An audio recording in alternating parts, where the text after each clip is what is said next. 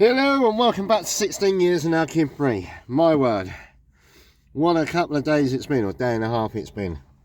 Right, well, I'll let you catch up and then we'll break into the breaking news. Yeah, woke up yesterday morning after having a decent night's kip in a bed, which was absolutely amazing. Then went to the garage that I had William booked into. Let's get that out as well. Yes. Let's take this off. And he took one listen to the engine, went, no, we don't deal with Subarus, they're too much of a pain in the arse. Sorry about the light, I'm not moving for the moment. Let's get this jacket off. He said, but try this place. So I went to that place, they went, no mate, we're so fully booked, we won't even be able to look at it until 2 weeks time. I was alright, but they were like, well, try this place. So I was alright then, so I went up to another place that specialises in performance engines. I'm not too sure if the Flat 4 is a performance engine. But yeah, and they went, no mate, we're a man down. We've only just come back and we're flooded. You're talking 2-3 weeks at the maximum. So they said, oh, try around the corner. And then she said, oh, well, we can book you in for the morning. I said, well, do you want to get one of your boys to look at it, and have a listen to it before they, I'll bring it back in the morning and then just go, nah. So the old boy came out. I think he was the one running the garage. And he listened to it and he goes, no, it's definitely not valves, mate. And when was the last time you changed your spark plugs? It was just like, I haven't changed them. He goes, mate, I'll change the spark plugs. So I thought, well, sod it, then I had to go and buy the spark plugs from Halfords, which I bought them, but I had to wait until the following day, which is today, to get the spark plugs for them to be delivered in, because everything for Subarus takes absolutely ages.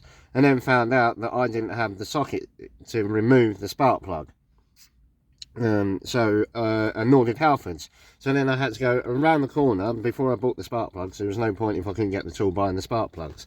So I went round the corner, and lucky enough that they had the right socket that I needed. And then I was like, right, fair enough. And then I went back to Halfords, found out it takes until the following day to get them. I was just like, right, fair enough, and whatnot. Excuse me. So I thought, well, I can't do nothing else, and I found on Park 4 night a lovely bit by the beach to go and park up for the night, which was sweet. Even got chatting to a lady from Tinder. Was absolutely mad, but there we go. So I got myself some beers. I thought, bugger it, I got myself some chicken. I thought, yeah, this is brilliant. So I sat there, chilled out for the evening, and then I finally got into the back to go to bed and William, and I was there chatting away, texting and doing various bits on my mobile, and then all of a sudden it's like, wow, them lights are getting quite close to the car. There's only me and one other motorhome like way over there that are parked in the motor, why are they here? And then looked up, no and behold, old Bill at the window. I thought, oh, here we go, this is going to be great. And to notice the difference between the police up here and the police down in the southeast where I come from is a shocking difference.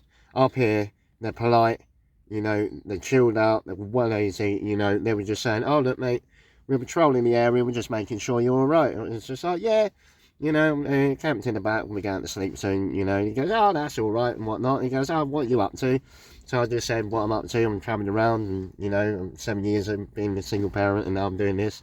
And then they were like, oh, and I understand why that says that. And I went, yeah, fair enough. And they knew I had a couple of beers, but I was in the back of William, and they went, fair enough, mate, chill out, get your head down, we'll just be patrolling. And then they just disappeared off, and it was just like, what a nice change that is. But then again, the last time the police woke me up just to see if I was okay, because of a bicycle and thinking that I might try and top myself. That's it's quite a cool contrast for what happened. And of course I woke up this morning and lo and behold, who's parked up behind me? Mr. Old Bill. Just parked there checking out people, and I think it's more to do with the fishermen. I've got to make sure I shut William's boot in a second. Check on the fishermen. But yeah, that was cool. I got out, emptied the ashtray, waved to them, they gave thumbs up, drove off, and then that's it. Then of course it came to going to pick up my laundry, which is behind me, so I got clean clothes. And then I came to pick up the spark plugs.